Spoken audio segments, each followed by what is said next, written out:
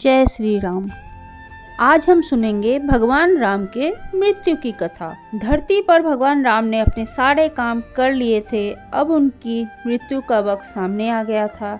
ऐसे में यमराज ने एक साधु का रूप लिया और राम के नगर पहुंच गए। वो राम के महल में पहुंचे और उनसे मिलने का वक्त तय किया। फिर वो श्री राम से मिले और उन्होंने उनके बीच होने वाली बातों को सबसे छुपाकर रखने की शर्त रखी। साथ ही यह भी कहा कि अगर हम दोनों की बातों के बीच कोई भी आएगा तो दरवाजे पर खड़े द्वार रक्षक को मृत्युदंड दिया जाएगा।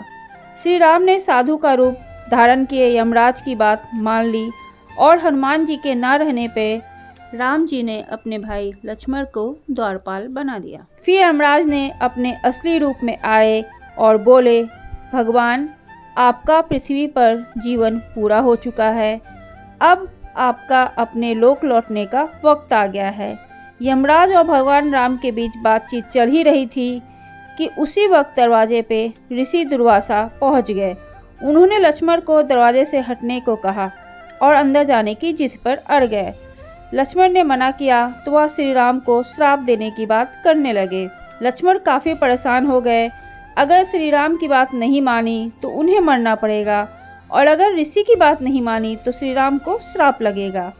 इस स्थिति में उन्होंने एक मुश्किल फैसला लिया और ऋषि को अंदर जाने दिया।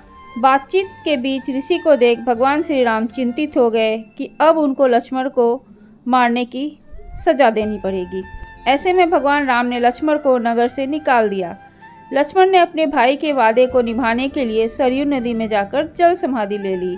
लक्ष्मण के बारे में जानने के बाद राम दुखी हुए। फिर भगवान श्री राम ने भी जल समाधि लेने का फैसला किया।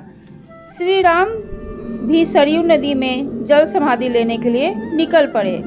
उस वक्त वहाँ भरत, शत्रुघ्न, हनुमान, सुग्रीव और जामवंत भी मौजूद थे। देखते ही देखते भगवान श्री राम सरयू नदी में समा गए। कुछ ही देर बाद नदी के अंदर से भगवान अपने विष्णु रूप में सबके सामने प्रकट हुए। उन्होंने अपने भक्तों समेत वहां मौजूद हर किसी को दर्शन दिया। इस तरह भगवान राम धरती पर अपने जीवन को पूरा कर स्वर्ग लौट गए। तो ये थी भगवान श्री राम की मृत्यु की कथा। इसी तरह की धार्मिक और रोचक कहानियों को सुनने के लिए प्लीज़ आप मेरे चैनल को लाइक कीजिए, सब्सक्राइब कीजिए और कमेंट करके बताइए कि आपको कैसा लगा। जय श्री राम।